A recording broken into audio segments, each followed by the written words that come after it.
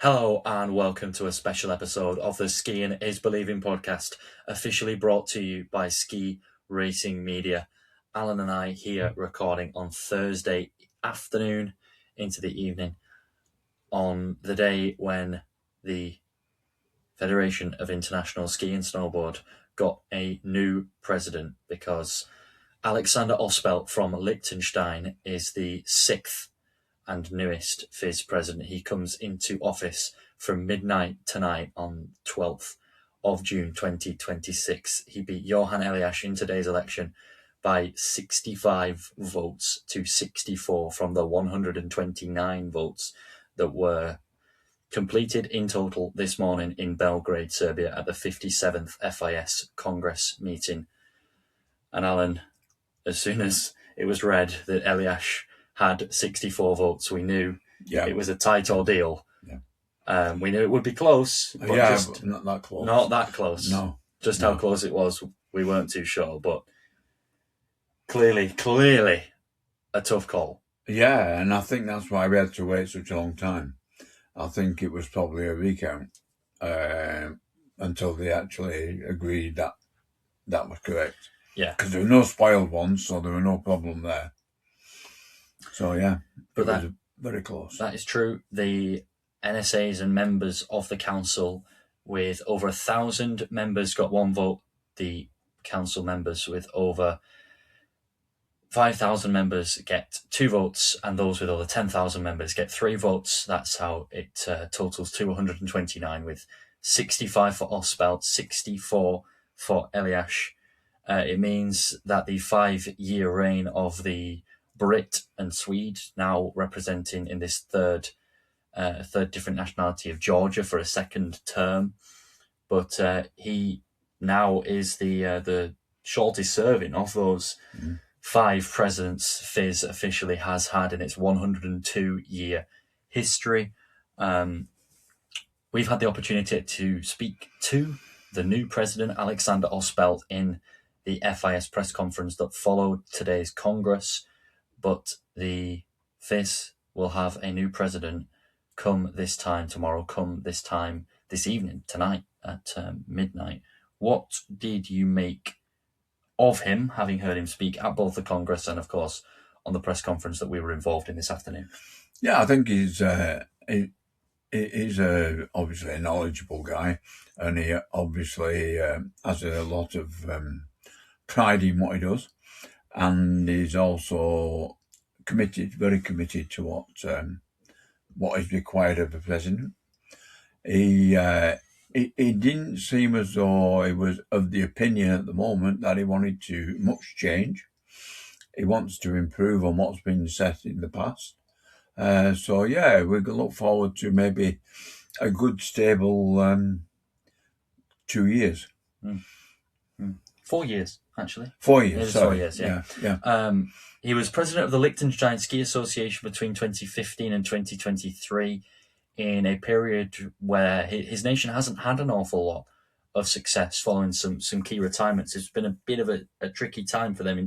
We're talking alpine here, of course. Across the board, we can't quite comment, and has been a FIS Council member since the last face-to-face Congress was held in 2024. So he's had a couple of years involved in Eliash's FIS, and has quite often taken Johan Eliash's side on key decisions, has voted with him. And the key emphasis here there's not a whole deal of change that certainly isn't going to happen imminently. No. But I think a key point is a different face, a different president they're hoping for better. Yeah. I mean, and when I say they, I mean the National Ski Associations. Yeah, they'll be hoping to move on, which they will do anyway. Mm-hmm. And to be quite honest, it's a given that, when you get a new person, it doesn't always mean it sometimes takes a long time before anything can be seen different.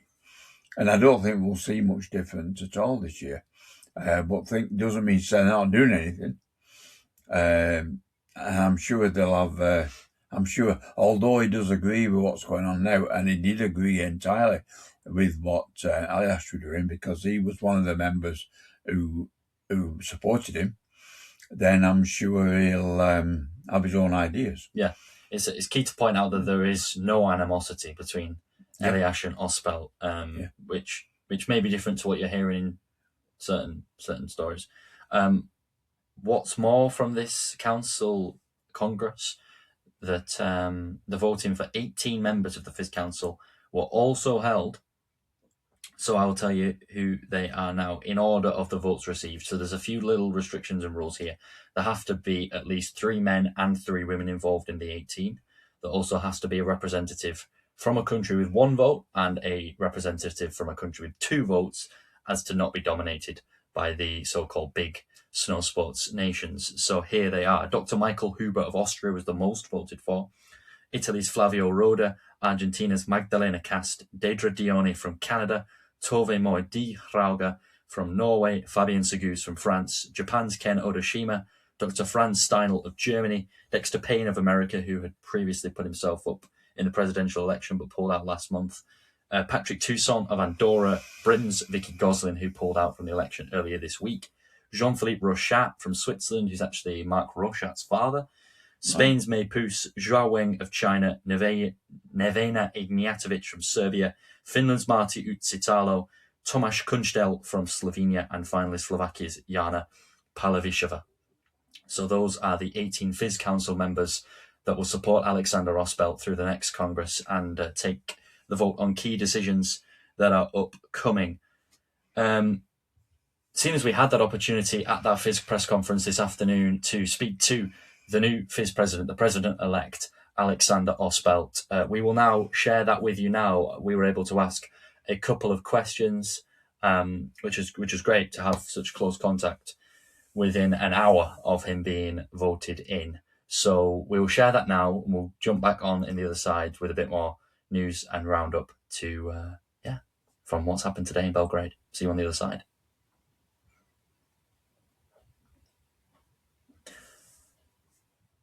All the delegates, we had really good dialogues in preparation to this Congress. And as the result shows, we are still divided.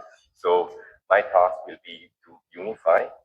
My task will be that we will bring back joy to each other and have really the ambition to bring forward FIS together. I request the bigger states for solidarity for the smaller states. They will commit to do so. We took as well today a very important decision regarding distribution. So we have to improve our situation, and this will be in the best interest of FIS to gain additional stakeholders, investors and sponsors, and with additional income stream we can finance the distribution. And of course the athletes are requesting for more prize money, which I fully understand, and this request should as well be fulfilled. Thank you very much. Just a brief bit of housekeeping for the Zoom call. I will ask you please to raise your virtual hand. You're all muted by default. I will unmute. As you are unmuted and have your question, please identify yourselves with your name and the media outlet that you're representing. From the room, Tanya, you're here and present. To go to each and every country, to listen to each and every country, hearing about the concerns, organizing the stuff, hear what the situation is with the stuff. We did hear today that Michel Villon is going to leave. So I have to organize as well the management team. So there's a lot of work to do. And as I saw in the voting, as you said before, it's very, very divided. How big of a problem would you say that it is? I rather see it as a chance, as a problem, because now it's clear and I know where I have to start working, and as well the bigger states, for them it's clear that they have to continue to work. I think, of course it is a challenge, but I see it as a chance, not as a problem. The question would be, we heard some remarks also of the now old president that the IOC was also playing a part in these elections. Could you maybe give a comment on that? And maybe could you also draw for us like this whole election process? How easy, how hard was it to gain this very small majority, and what did you experience in this whole process? Yes, thank you. Thanks for this question. So I'm not aware, and I was never confronted with any issue regarding the IOC. Regarding the election process, it is not only difficult, it is as well interesting to talk with all the countries, but you're learning that some countries are going to state they're going to support you, but at the end you realize that they said that as well to the other candidate. So it is really important that you take their concerns serious. That's now a new start, and I think that's the most important thing, to give every NSA the feeling that they are each important as any other NSA. Michael, did you say you had another question? Yes, if possible. What we also learned during the last weeks was that about the financial situation of FIS, and you already talked about it, you have to organize a completely new management stuff. But could you also give us an overview from your side? What's the situation currently? Well, the situation is that the expenses are higher as the distribution, and I think we have to change that. We have expenses up to 31 million. And this is too high. On the other hand, the income streams are not as we expected. There are still some sponsorship which is foreseen but is not sold yet. So we have to work on the income streams, but we have to save as well costs. And there I don't really mean only personal expenses for the staff, but as well legal costs. What happens with the position of the CEO? We all know that Urs left this last week. So what are the next steps regarding that role? Next steps would be to analyze the situation together with Michel, who is still here, and with the management team. And only after analyzing, I can say what the next steps would be. Hi guys, congratulations Alex for winning this election. With the biggest market and audience, how do you hope to best utilize Alpine and continue that growth to make it one of the biggest sports in the world, maybe, with the big hopes for it? Well, thanks for the congratulations first. And I mean, there are a lot of discussion going on. How to make it more attractive. I think we have to find a TV format which goes not longer than 1 hour 50 minutes. I think we have to make the athletes more visible. Like you can think about series about the athletes. I think we have to promote more the athletes, that they're getting stars. People want to see stars, and we have to make Alpine as well more internationally. So for that, we have to support the smaller states to bring athletes into the World Cup. We can consider wildcards, where we can promote as well local hero. And local hero, I don't mean that we have in Austria that we need an Austrian local hero, but I mean if we have a Bulgarian guy who is on the step to the World Cup, then we have to make him visible in the World Cup and give him a wild card that he can start in the World Cup. But these are only some ideas, but yes, we have to work on that.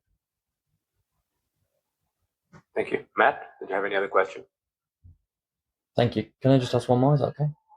Yeah, sure. Yeah, and how important is it to blend both those big nations and the small nations to continue that growth? I didn't understand. How important is it? How important is it to mix both the big nations, your Switzerlands and Austrias, with the small nations as well?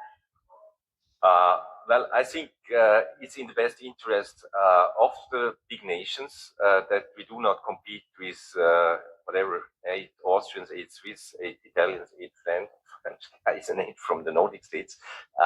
They need this internationality as well, and they're ready to commit. And I request this solidarity between the states, that they help the smaller nations to get to bring athletes into the World Cup. Thank you, President. Any other question in English? I need to know the reasons why. I was concentrating really on my own campaign, but I'm fully aware that I have to analyze the situation now. I have to know why he left in detail. Of course, I'm going to have a discussion with him. But before I have a discussion with him, I will have a discussion with our staff, with the FIS staff. Perfect. Alan, to hear there from the new president. Obviously, our interest here on the Skiing is Believing podcast, as well as Ski Racing Media, is around alpine skiing. Yeah. And if you are, of course, here, maybe a new listener wanting to know more about today's FIS election that's come from a different snow sports, thanks for joining us. But that is why my question did revolve around the alpine side. And it seems like there's a couple of ideas there that had been not only mentioned by us on this podcast in the past, but also mentioned by Eliasch in the past, and other members of FIS that are looking to integrate new ideas to keep a very competitive market stable, but also to grow that market to more places in the world, to more people, to try and find as many new fans as possible. And just one thing that stands out, of course, for me from that was the wildcard rule. That the example he gave, if a Bulgarian athlete has had a good competition, that they will get a World Cup start in Austria, and it's not necessarily a home hero. It's not an Austrian, but to give opportunities to younger athletes and athletes that are successful, for example, on the Continental Cup circuit, that deserve a World Cup. This is something that we mentioned as a very good idea. In his inaugural speech, he actually made a big point of bringing in the athletes. Yes. And what might happen or what will happen with them, which is what the athletes want. They want more. Well, I won't say more say in it, but they just want them to listen to them. Yeah. And that's good. Ospelt in his opening speech also said, "My first task will be bringing unity and a common ambition to drive FIS forward together," which has sometimes become a bit dislodged. His whole presentation is about building bridges, which, I've requested. He also says, "I've requested that the bigger states show solidarity with the smaller states. It's not in anybody's best interest to just have athletes from the leading nations competing in the World Cup, and the bigger states are committed to that. We're looking at ways to gain additional stakeholders' investment and sponsors in order to distribute more income to the NSAs and meet athletes' requests for increased prize money. For me, it makes more sense to strengthen the disciplines where each of their audiences are." And he goes on to name a couple of examples from the other snow sports. I believe that bit was also included in the press conference, so apologies if I have just repeated some quotations there. But how about this, Alan? The fact that there were 65 votes to 64 clearly shows that there is still some divide. As much as Eliasch and Ospelt's principles are on similar tracks. There's still division within FIS. I think because nearly half of the people wanted Johan Eliasch to be walking away still as the FIS president tonight. I think you'll always get that. You'll always get that people who don't want change, and so they're happy to toddle along with whatever they're doing. Is that what it is? I don't know. Do you think that's why someone would have voted for Johan Eliasch today, because they're just happy to go with it? Or is there true, genuine belief behind him as in charge? Or has that been lost a little bit in the lead up to this election? I don't think it has, actually. I think there'll be a lot of people who would be quite happy to see it go as it is. And also because of the fact that Alex, am I allowed to say? Alexander Ospelt. As long as he was showing that he agreed with most of everything what were going on, and he was part of it because he was one of the people who voted for the things. Then I think a lot of people would say, well, we're changing, but we're just changing the name. We're not going to change the pathway. Mm-hmm. And I think that's important. Yeah. I don't think you need to change pathways if they work.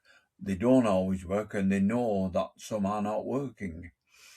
And them are the ones they need to focus on. Yeah. But I think you would have got that with either of them. Yeah. I mean, it's going to be interesting to see how much does change soon. Obviously, we know these things can take their time, and one of the reasons that people were a bit struggled to back Eliasch in this recent election was the fact that he was taking so much time over some big decisions, but they have to go through all the councils and all the delegates. You could see them all in the building on the stream today in Belgrade, that they have as much importance and say in all these decisions as anybody else, really. Yeah. The other key takeaway is that there will be some appointments for Alexander Ospelt to make in the imminent future, because along with Urs Lehmann's resignation as CEO of FIS last week, we now know that Alexandra Meissnitzer had parted ways with Eliasch's team at FIS in her role. Michel Vion, who's been a close colleague of Eliasch's down the years, has also stepped away, as has Murasaki, the vice president from Japan. So they are currently, the FIS are without a CEO, a vice president, and a secretary general, 3 important roles that need filling potentially from tomorrow. Were they activated before the vote? What's that? But did they actually resign or step down before the outcome? Well, as Lehmann as CEO resigned. Well, obviously, the other week. It wasn't announced officially by either Michel Vion or Murasaki before today, but I would imagine behind the scenes that these guys knew what was happening today. Because Eliasch even gave a speech about Michel Vion in his role as a Secretary General and how important he has been for the expansion, particularly in recent years under Eliash's reign. Yeah. So, is there anything else that we can say here from this 57th FIS Congress? No, I thought it was quite interesting, really, because from when you think about it, when they asked for questions, there was very few people. There was a couple of people. You were one of them. Yeah. That actually wanted to say anything. So it does make you wonder whether people are quite happy or resigned to the fact that this was going to happen. In terms of purely English-speaking media, it was just the two. Yeah, me and Brian Pinelli. So me and Brian Pinelli. Yeah, and then there was a German section as well, of course, which we couldn't understand, but the Austrian press had done a bit in English before that as well, which you might well be able to hear if we get that clip in. Yeah. The other thing I would say, which is the kind of the rest of the housekeeping business from this FIS Congress, is that this year's Congress paved the way for future growth of the FIS family, as Belize have been welcomed as new FIS members, taking the tally to 142, and Guinea-Bissau have graduated to full membership. So welcome to those two, I suppose. Yeah. Yeah. Oh.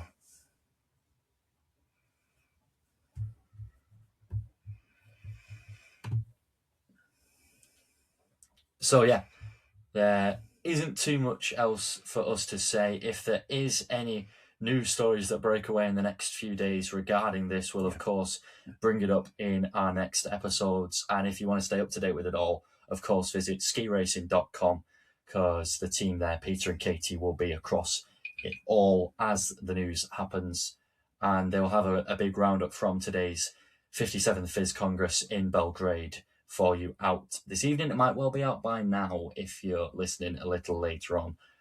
But thank you, Alan, for joining us. And of course, thank you to the team at FIS for welcoming us to the FIS Congress, not also putting on a fantastic show on FIS TV and YouTube, but also setting up that press conference to give us as the media the opportunity to ask those immediate questions to the President-elect, because Alexander Ospelt, from tonight, from into tomorrow, will become the 6th and newest FIS President. So congratulations to him as well. It's going to be interesting to see where those appointments are made and how soon they are made as well.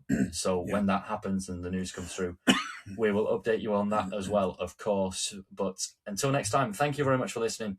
Enjoy the rest of your week. And Alan, we will ski later. See you later. Goodbye.